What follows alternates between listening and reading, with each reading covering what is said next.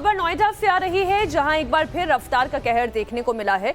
नोएडा के सेक्टर 24 में कार चला रहे नाबालिग ने एक के बाद एक 3 गाड़ियों को टक्कर मार दी, जिससे बाइक सवार 2 लोग घायल हो गए। घटना के बाद इलाके में अफरा तफरी हो गई।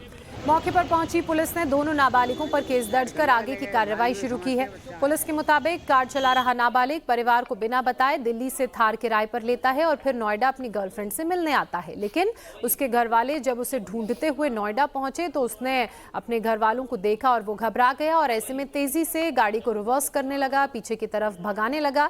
इसी दौरान उसने कई गाड़ियों को टक्कर भी मार दी। थार में उसका एक दोस्त भी सवार था। फिलहाल पुलिस दोनों नाबालिगों पर केस दर्ज कर आगे की कार्रवाई कर रही है। इसके साथ ही पुलिस ने गाड़ी को भी जब्त कर लिया है। तस्वीरें आप देख रहे हैं, नाबालिग लड़के थे, अब कार लेकर किराए पर वो भी टशन दिखाना चाह रहे होंगे, ये समझना चाह रहे होंगे, या जो भी इनकी गर्लफ्रेंड है जिसके बारे में अभी हम आपको जानकारी दे रहे हैं, उनके सामने भी थोड़ा स्टाइल मारना चाह रहे होंगे। यूजुअली ये फितरत होती है नौजवान लड़कों की, उन्हें लगता है कि इस तरीके से गाड़ी चला लेना, महंगी गाड़ी चलाना, अच्छे शौक रखना, इससे लड़कियां इम्प्रेस होती हैं, लेकिन झूठ से लड़कियां इम्प्रेस नहीं होती हैं। और ये झूठ कैसे आपकी ज़िंदगी पर भारी पड़ जाता है, ये लापरवाही आपके लिए कैसे नुकसानदायक हो जाती है, उसकी ये जीती जागती तस्वीरें हैं। नाबालिग लड़के घर पर झूठ बोल के निकले और फिर माँ बाप को नोएडा में देख लिया तो सकपका गए। शोएब रजा हमारे साथ जुड़ चुके हैं। शोएब, पुलिस ने इस पूरे मामले में क्या एक्शन लिया है? नाबालिगों के खिलाफ केस तो दर्ज हो गया है, वहीं पीड़ितों की बात की जाए, उनकी हालत कैसी है? बिल्कुल, देखिए वो लोग जो पीड़ित है वो बुरी तरह से जख्मी है। मामला चौंकाने वाला है और ये बात दिखाती है कि किस तरह से आजकल की जो युवा पीढ़ी है, ख़ास तौर पर वो टशनबाजी और दूसरी तमाम चीज़ें, क्योंकि रील से बहुत ज़्यादा प्रभावित लोग नज़र आते, ख़ास तौर पर युवा, और यही तमाम चीज़ें इसमें भी दिखाई दी। हालांकि पुलिस की तरफ से जानकारी दी गई है कि जो नाबालिग था, इनमें से दोनों में से एक, इसने घर से ही पैसे बगैर माँ बाप की, यानी कि बगैर घर वालों की मर्ज़ी के बगैर लिए थे और उसके बाद इस थार को किराए पर लिया था। और जैसे ही इनके पेरेंट्स या इनको ढूंढने के लिए जो लोग आए हुए थे उनको देखा तो एकदम से ये घबरा गए और तेज़ी के साथ ये गाड़ी चलाने लगे। उसकी वजह से एक स्कूटी, बाइक, गाड़ी जो भी इनके सामने आता रहा, सबको टक्कर मारते गए। एक तरीके से सड़क पर अफरा तफरी मच गई। हालांकि वक्त रहते इनको एक तरीके से कंट्रोल में लिया गया। पुलिस और भी तफ्तीश इस पूरे मामले में कर रही है। ये जो पहली गलती हुई है शोएब, इसी में अच्छा सबक मिल जाना चाहिए, जिससे आइंदा कभी ये लड़के गलती ना करें, क्योंकि अभी तो आगे पूरी उम्र पड़ी है। बहुत शुक्रिया आपका इस पूरी जानकारी के लिए शोएब। अब खबर राजस्थान से, जहां कार्रवाई लगातार जारी है और अगर इस कार्रवाई की बात करें तो ये जयपुर के बाद अब चूरू में भी हुई है। नकली घी के खिलाफ एक्शन लिया गया है और नकली घी का भंडार चूरू में जब्त किया गया है। चूरू जिले में एंटी गैंगस्टर टास्क फोर्स ने इस कार्रवाई को अंजाम दिया। नकली घी फैक्ट्री पर छापेमारी की गई, जहां से 7500 लीटर नकली घी बरामद किया गया। इसके अलावा केमिकल, पाम ऑयल समेत पूरी मशीनरी को जब्त किया गया। पिछले 5 दिनों के अंदर अंदर ये दूसरी बड़ी कार्रवाई है। जयपुर में भी नकली घी का कारखाना ध्वस्त किया गया था। अब चूरू के सालासर में कार्रवाई हुई। आपको जानकारी दे दें, नए साल के मौके पर ये सभी नकली घी को बाजार में खपाने की तैयारी में थे। इससे पहले जयपुर में फैक्ट्री से 7500 किलो नकली घी बरामद किया गया। ये सभी नकली घी ब्रांडेड डिब्बों में भरकर सप्लाई किए जा रहे थे। 2000 किलो नकली घी को पहले ही बाजार में खपा दिया गया था। सोचिए जरा, 2000 किलो नकली घी न जाने कितने घरों में पहुंच गया होगा, वो खपत भी हो गया होगा। जहर पहले ही खिला दिया गया है और जहर बेचने की तैयारी है। राजस्थान में फूड डिपार्टमेंट की टीम ताबड़तोड़ अभियान चला रही है। 7500 लीटर नकली घी, भारी मात्रा में केमिकल, पैकिंग सामग्री सब जब्त किया गया। ये नकली घी नए साल पर बाजार में खपाने की तैयारी में थे। एंटी गैंगस्टर टास्क फोर्स की टीम ने जानकारी के आधार पर छापा मारा। होटल की आड़ में चल रहे नकली घी के फैक्ट्री का भंडा फोड़ कर दिया। स्पॉट से घी बनाने में इस्तेमाल किए जाने वाले 200 लीटर की क्षमता के 18 ड्रम, घी पैकिंग के लिए 414 टीन जब्त किए गए। अच्छा, इस तरीके की खबरें एक चेतावनी भी है आप लोगों के लिए कि अगर आपके घर में भी कोई ब्रांडेड घी आ रहा है, क्योंकि वो ब्रांडेड घी है इसलिए सिर्फ उस पर विश्वास ना कर लें। जब आप उसका इस्तेमाल करते हैं और अगर आपको लगता है कि कोई खामी है, कुछ गड़बड़ लग रहा है, फौरन कंप्लेन करें। किसी भी ऑनलाइन साइट से या किसी डिलीवरी ऐप से अगर आपने बुकिंग कराई है, वो खरीदा है, तो आप वहां पर कंप्लेन करें। बिना किसी लाइसेंस के यहां पर धड़ल्ले से फैक्ट्री का संचालन भी किया जा रहा था और जब पुलिस की टीम यहां पर पहुंची तो इस कार्रवाई को अंजाम दिया गया। त्योहारों का सीजन चल रहा है और ईयर एंड भी होने वाला है। इसी के तहत खाद्य पदार्थों में मिलावट की ज़्यादा आशंका रहती है। उसी के तहत हमने रेड मारी बहुत जगह और उसी में सालासर के शुभासर इलाके में हमने एक होटल के आड़ में चल रहे नकली घी की फैक्ट्री पर छापा मारा, जहाँ से हमें ऑलमोस्ट 400 प्लस टीन के डिब्बे मिले और बहुत सारे ड्रमों में जो घी बनाने वाला केमिकल था वो मिला और कुल मिला के संदिग्ध घी जो नकली हो सकता है वो 7,500 लीटर मिला है। इस तरह से हमने पूरी कार्रवाई की है। अब एक तस्वीर आपको जयपुर की ओर दिखाते हैं। हाल ही में बड़ी कार्रवाई को जहां अंजाम दिया गया, यहां से भी नकली घी का पूरा भंडार जब्त किया गया। 7500 नकली घी यहां पर जब्त किया गया। 7500 किलो का नकली घी यहां पर जब्त किया गया और नकली घी ब्रांडेड डिब्बों में भरकर बाजार में बेचा जा रहा था। आप तो ये समझ के खरीद रहे होंगे कि आप अच्छा घी खरीद रहे। देखिए, अमूल का कंटेनर दिखाई दे रहा था वहां पर। अमूल जैसा इतना विश्वसनीय ब्रांड, उसके भी ब्रांड इमेज को खराब करने की पूरी तैयारी। जयपुर की तस्वीरें आप देख रहे हैं। बड़ा सा आपको ये स्टोर नज़र आ रहा होगा और यहाँ पर कई हज़ार जो डब्बे हैं घी के रखे हुए हैं और अलग अलग ब्रांडेड घी की कंपनियों का लेबल इस पर चिपकाया हुआ है। जाहिर सी बात है, इन कंपनियों को भी किसी तरह की कोई खबर नहीं होगी कि उनके लेबल का इस्तेमाल करके कुछ लोग नकली घी बना रहे हैं, लोगों की सेहत के साथ खिलवाड़ कर रहे हैं। बहुत तो इस मात्रा में घी खप भी चुका है, लोग उन्हें ख़रीद के खा भी चुके हैं और ये कुछ घी पकड़ा गया है। 7500 किलो इसकी क्वांटिटी बताई जा रही है। ख़राब पाम ऑयल के इस्तेमाल से और कुछ केमिकल के इस्तेमाल से इसे बनाया जाता है जो लोगों के लिए जहर है। अगली खबर बिहार के मुंगेर से। पुलिस ने नकली आइटम के खिलाफ कड़ी कार्रवाई यहां पर की है। नकली सिगरेट फैक्ट्री पर छापेमारी की गई, जहां से भारी मात्रा में नकली सिगरेट के पैकेट बरामद किए गए। साथ ही यहां अवैध हथियारों की फैक्ट्री भी चल रही थी। 4 अवैध देसी पिस्टल, 20 कारतूस, हथियार बनाने की मशीन जब्त की गई। 85 लाख रुपए कैश बरामद किया गया। मोहम्मद अकबर नाम का ये शख्स घर पर ही फैक्ट्री चला रहा था। पुलिस ने स्पॉट से मोहम्मद तौफीक और मोहम्मद मुफीद नाम के 2 शख्सों को अरेस्ट किया है। अब तक 3 गिरफ्तारियां इस मामले में हुई है। नकली सिगरेट बनाने का इनका पूरा ये कारोबार था और उसी की आड़ में नकली हथियार भी बनाए जा रहे थे। एक पिस्टल, इसके अलावा कई कारतूस भी पुलिस ने यहाँ से बरामद किए हैं और जो नकली सिगरेट की खेप है वो भी बरामद की गई है। इसके अलावा इस पूरे मामले में 3 लोगों की गिरफ्तारी भी की गई है। बिहार से ये बड़ी खबर है। तस्वीरें आप देख रहे हैं, आपको नकली सिगरेट दिख रही होगी, इसके अलावा आपको वो हथियार दिख रहे होंगे जो अवैध तरीके से यहाँ पर बनाए जा रहे थे। और जिन 3 लोगों के नाम सामने आए हैं उन्हें पुलिस ने फिलहाल मामले में गिरफ्तार कर लिया है।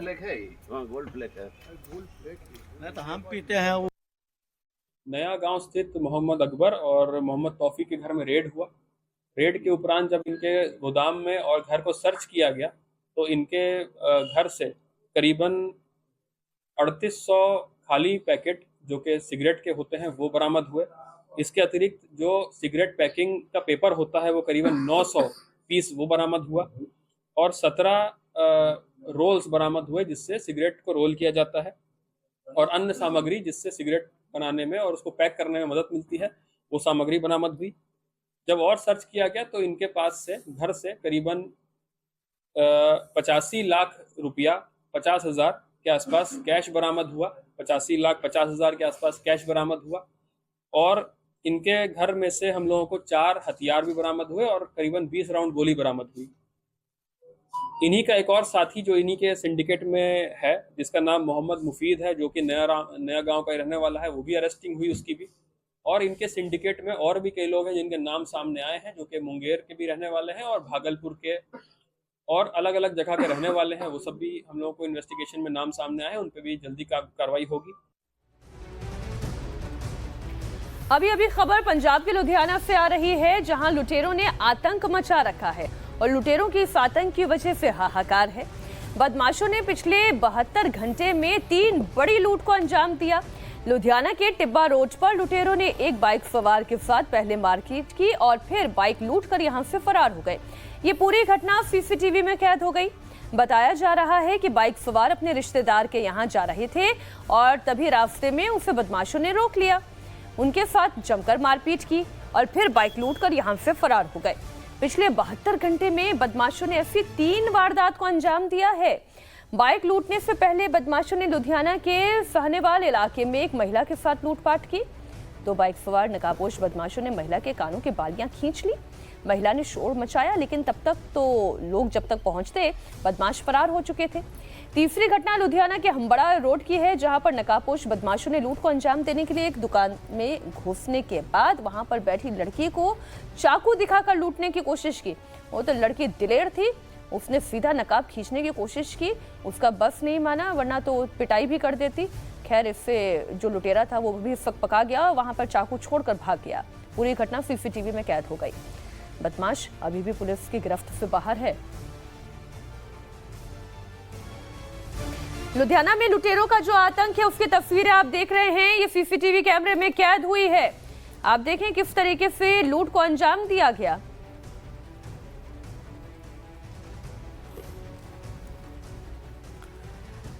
मध्य प्रदेश के भोपाल से इस वक्त खबर आ रही है, जहां बदमाशों ने जमकर उत्पात मचाया। जहांगीराबाद में बदमाश हुकुम सिंह ने तलवार लेकर मोहल्ले में जमकर तांडव किया।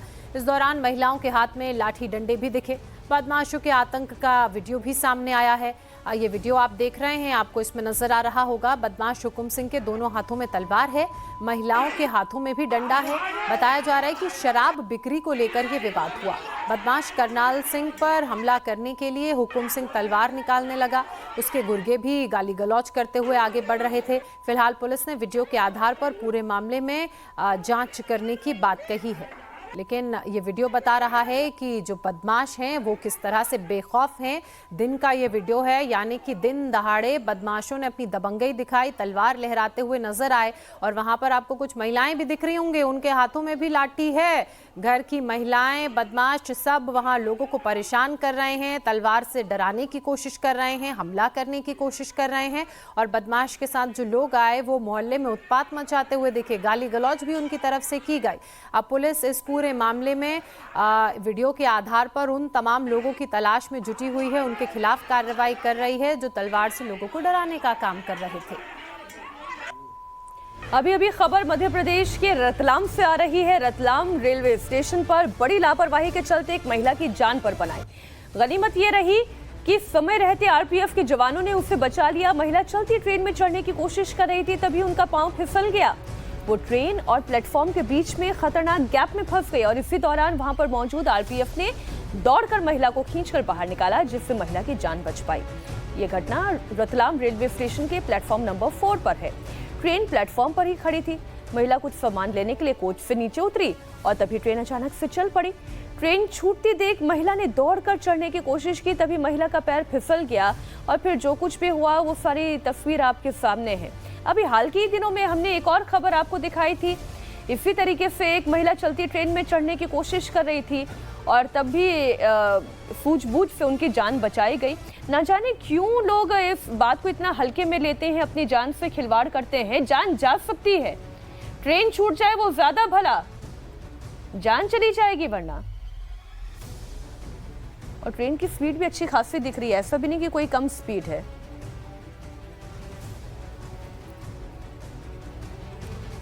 महाराष्ट्र के पुणे से इस वक्त एक खबर आ रही है। पुलिस ने यहां अवैध शराब के कारोबार के खिलाफ बड़ी कार्रवाई को अंजाम दिया है। पुलिस ने शराब कारोबारियों के घर से 1,85,00,000 रुपए से ज्यादा की बेहिसाब नकदी बरामद की है।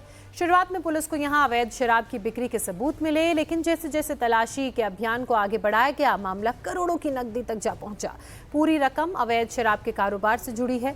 पुलिस शराब कारोबारी के दूसरे ठिकानों पर भी इस वक्त छापेमार कार्रवाई कर रही है। देखिए नोट गिनते पुलिस के ये लोग आपको नजर आ रहे होंगे। बेड के ऊपर नोट, बेड के नीचे फर्श पर नोट पड़े हैं। 100 के, 200 के, 500 के ये नोट हैं और नोट इतने की गिनती में वक्त लग गया। 1,85,00,000 कैश बरामद हुआ है शराब कारोबारी के। और ये हालत तब है जब 2000 के नोट मार्केट में दिख नहीं रहे हैं। हाँ, ये हालत तब है। कहा गया था नोटबंदी के बाद काला बाजारी रुक जाएगी, ये जो है काला पैसा जो है वो सब सफेद हो जाएगा, सामने आ जाएगा। लेकिन इतना करोड़ों की रकम लोगों के घरों से निकलती है, कारोबारियों के घर से निकलती है। ये तो एक घर से निकली है, अभी तो ऐसे कितने घर होंगे जहां इस वक्त पुलिस की टीम कार्रवाई को अंजाम दे रही है। शराब कारोबारी, ये बताया जा रहा है पुणे में इनका घर था, जहां पुलिस की टीम पहुंची, रेड की कार्रवाई को अंजाम दिया और उसी दौरान करोड़ों की ये रकम यहां से बरामद हुई। आप देखिए पुलिस वालों के भी पसीने छूट रहे हैं इन पैसों को गिनने में। अब 1 करोड़ से ज्यादा की रकम है तो गिनने में वक्त लगेगा। मशीन से गिना जा रहा है, बंडल बनाए जा रहे हैं, नीचे पूरे नोट बिखरे हुए हैं। आपको पीले, हरे, इसके अलावा लाल नोट नजर आ रहे होंगे। ये 100, 500 और 200 के नोट हैं। बड़ी खबर गोरखपुर से, जहां विशाल नाम के एक शख्स की बेरहमी से हत्या की गई। विशाल का शव खून से लथपथ खेत में बरामद हुआ। परिजनों का आरोप है कि गर्लफ्रेंड के कॉल आने के बाद विशाल अपने घर से रात को बाहर निकला था, लेकिन वो वापस नहीं लौटा। अगले दिन विशाल की डेड बॉडी खेत में मिली। विशाल के चेहरे और सिर पर गहरे चोट के निशान थे। पुलिस ने इस मामले में विशाल की गर्लफ्रेंड समेत 3 लोगों को अरेस्ट कर लिया है। तस्वीरें आप देख रहे हैं, जिस खेत से डेड बॉडी बरामद की गई वहां की भी तस्वीर है। गर्लफ्रेंड समेत 3 लोगों को अरेस्ट किया गया है पुलिस के द्वारा। कैसे जान गई, कैसे हत्या की गई, जो चेहरे पर, सिर पर गहरे चोट के निशान हैं, वो चोट के निशान किस हथियार से आए हैं, इन तमाम बातों की तफ्तीश की जा रही है। विशाल की हत्या के बाद पूरे इलाके में हड़कंप मचा हुआ है। जहां से विशाल का शव मिला वहां की मिट्टी बिखरी हुई थी। ये तो अंदाजा लग रहा है कि हमलावरों से बचने के लिए विशाल ने अपना पूरा जोर तो लगाया होगा। पुलिस को मृतक की तलाशी के दौरान उसकी जेब से मोबाइल फोन और बाइक की चाबी भी मिली। विशाल मुंबई में नौकरी करता था। पिता की मौत के बाद वो घर लौटा था। सोशल मीडिया पर भी वो बहुत एक्टिव था। फिलहाल पुलिस परिजनों की शिकायत पर मुकदमा दर्ज कर पूछताछ कर रही है। सुबह लगभग 8 बजे सूचना मिली कि थाना सजनवा अंतर्गत जोगिया खोल गाँव में एक व्यक्ति की डेड बॉडी पड़ी है। इस सूचना पे तत्काल फोर्स मौके पर गई, उसकी पहचान की गई। पहचान करने के बाद घर वालों को बुलाया गया। घर वालों की तहरीर पे 3 नामजद के विरुद्ध अभियोग पंजीकृत कर लिया गया है। तीनों हिरासत में हैं और उनसे पूछताछ कर अग्रिम कार्रवाई की जा रही है। रुचि हमारी सहयोगी इस वक्त हमारे साथ लाइव जुड़ चुकी हैं। रुचि, किसने इस हत्या को अंजाम दिया, क्यों, किस मकसद से इस हत्या को अंजाम दिया? क्योंकि बात ये सामने आई है कि आखिरी बार गर्लफ्रेंड से बात हुई थी, उसके बाद से विशाल घर आया नहीं और फिर जानकारी मिली उसके शव की। बिल्कुल, घर वालों का ये कहना है कि खाना खा रहा था विशाल घर में और अचानक एक फ़ोन आया और फ़ोन सुनते ही विशाल घर से चला गया। उसके बाद कभी घर लौट के नहीं आया। खेत में उसका शव मिला। तो पुलिस को जो तहरीर दी है घर वालों ने, उसमें लड़की के ऊपर इल्ज़ाम लगाया है कि उसने हत्या करके शव खेतों में फेंका है। अब पुलिस ने जो लड़की है जिससे दोस्ती थी विशाल की, उसको और उसके पिता को हिरासत में ले रखा है। पुलिस पूछताछ कर रही है लड़की से भी, पिता से भी, और जो फ़ोन कॉल्स हैं उनको खंगालने की कोशिश की जा रही है कि आखिर लड़की से कितनी बार बात हुई, कितने दिन से दोस्ती थी, क्या वजह बनी जिससे उसकी हत्या कर दी गई। तो ये सारे बिंदु इस पर पड़ताल पुलिस की चल रही है और पुलिस का कहना है कि जल्दी ही, क्योंकि लड़की और पिता दोनों हिरासत में हैं, जल्दी ही किस वजह से विशाल की हत्या हुई वो वजह सामने आ जाएगी। जी, बहुत शुक्रिया रुचि आपका इस पूरी जानकारी के लिए। अभी में अब बात करेंगे बांग्लादेश में जारी बवाल की। बांग्लादेश में एक बार फिर हिंदुओं पर अटैक हुआ है। एक बार फिर से जिहादी जमात ने एक हिंदू युवक को पीट कर मार डाला। 29 साल का अमृत मंडल उर्फ सम्राट मंडल, इसकी जिहादियों ने बेरहमी से हत्या कर दी। जिहादी भीड़ ने सम्राट मंडल को तब तक पीटा जब तक कि उनकी मौत नहीं हो गई। ये मामला राजबाड़ी जिले का है। इससे पहले 18 दिसंबर को जिहादी जमात ने बेरहमी से दीपू दास का कत्ल किया था। पहले उसे बेरहमी से पीटा गया, फिर जिंदा जला दिया गया। अब 29 साल के सम्राट मंडल की भी हत्या कर दी गई। पिछले 7 दिनों में हिंदुओं पर हमलों की ये 2 ही घटना नहीं है। शहर शहर गांव गांव हिंदुओं की मॉब लिंचिंग की जा रही है।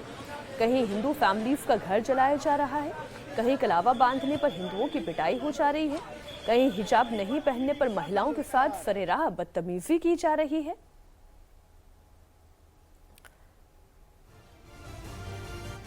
बांग्लादेश में हिंदुओं पर हो रहे हमले को लेकर भारत में भी जबरदस्त गुस्सा है।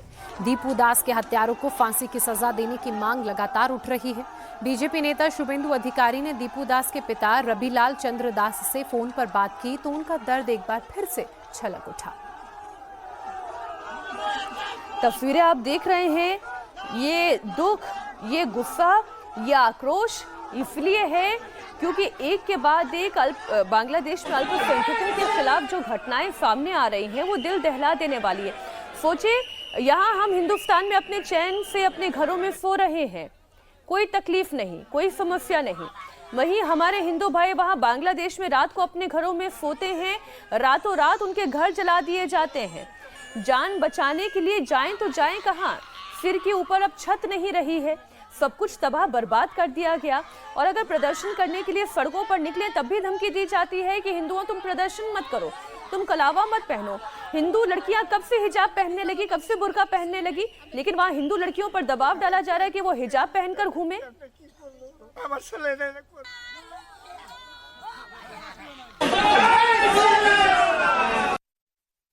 নমস্কার, বলছি সবাই গোটা বিশ্বের হিন্দুরা এবং আমরা যারা সবাই এই ঘটনায় অত্যন্ত দুঃখিত।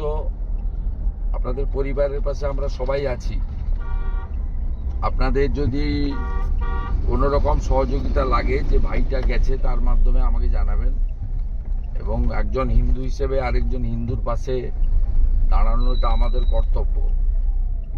সকলেই বিচলিত আমরা, আপনি শক্ত থাকবেন এবং গোটা পৃথিবীর হিন্দু সবাই আমরা আপনার পাশে আছি।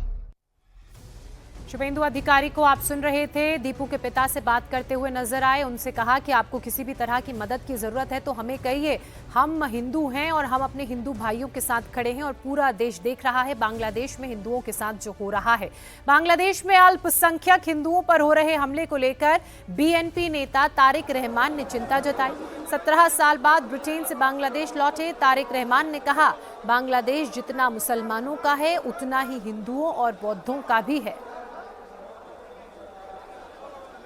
এই দেশে মুসলমান, বৌদ্ধ, খ্রিস্টান, হিন্দু সহ বিভিন্ন इस देश में मुसलमान, बौद्ध, क्रिश्चियन, हिंदू सभी धर्मों के लोग रहते हैं। ये देश सबका है, मैदान में रहने वालों का भी और पहाड़ी इलाकों में रहने वालों का भी।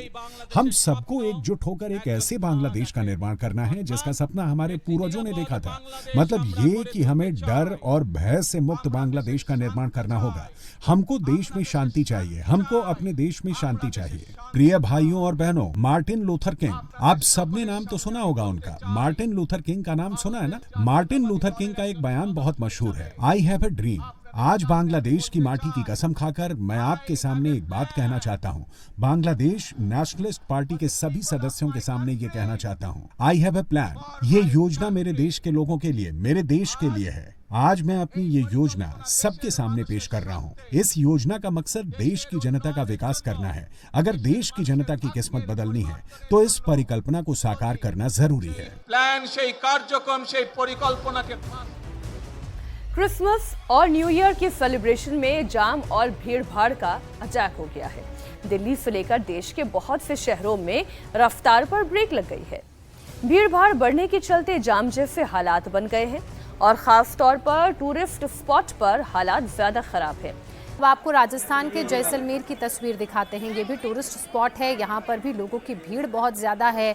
लोगों की भारी भीड़ के चलते जैसलमेर का जो फोर्ट एरिया है वो पूरी तरह से भर गया है। जहाँ तक आपकी नज़र जाएगी लोग ही लोग आपको नजर आएंगे। होटल्स भी इस वक्त फुल चल रहे हैं। सड़कों पर गाड़ियों के लिए जगह नहीं बची है। लोगों की आवाजाही काफ़ी बढ़ गई है और पूरा इलाका देखे किस तरह से जैम पैक हो चुका है। एक तस्वीर राजधानी दिल्ली की भी आप देखिए।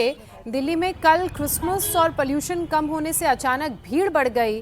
दिल्ली के कनॉट प्लेस इलाके में लोगों की भारी भीड़ नजर आई। सड़क पर गाड़ियों की जो आवाजाही थी वो भी बढ़ गई और यही कारण जाम के हालात पैदा हो गए। लोनावला की तस्वीरें इस वक्त आप देख रहे हैं, जाम लग गया है और भयंकर जाम है क्रिसमस के मौके पर। लोनावला में हाईवे पर गाड़ियों की लंबी लंबी कतार नजर आई। कई किलोमीटर तक जाम से लोगों की जो छुट्टियां हैं उसका मजा जरूर किरकिरा हो गया, क्योंकि घंटों लोग इसी जाम में फंसे रहे। पहाड़ों पर बर्फबारी से जम्मू कश्मीर के कई इलाकों में टेम्परेचर माइनस में पहुंच गया है। बर्फीली हवाओं से पूरे कश्मीर में ठंड बढ़ गई है। मौसम विभाग के मुताबिक अगले 1 से 2 दिन में फिर से बर्फबारी हो सकती है। देश भर से नए साल की छुट्टियां मनाने के लिए बड़ी संख्या में पर्यटक जम्मू कश्मीर पहुंच रहे हैं। एक रिपोर्ट आपको दिखाते हैं डल झील से। पहाड़ों पर हुई भीषण बर्फबारी के बाद मैदानी इलाकों में बर्फीली हवाओं का असर ऐसा है कि श्रीनगर से लेकर लेह तक तापमान 0 से करीब -18 डिग्री तक नीचे चला गया है।